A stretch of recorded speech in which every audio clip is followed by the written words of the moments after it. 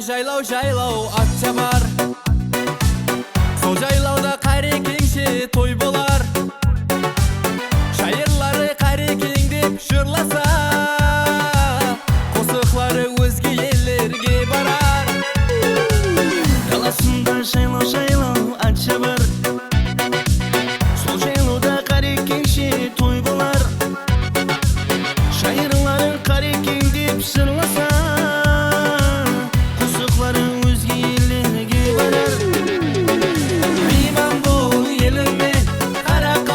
жеріне, кең сахраның төріне бір келіп сен мейман бол. Мейман бол еліме, Қарақалпақ жеріне, кең сахраның төріне бір келіп сен мейман бол.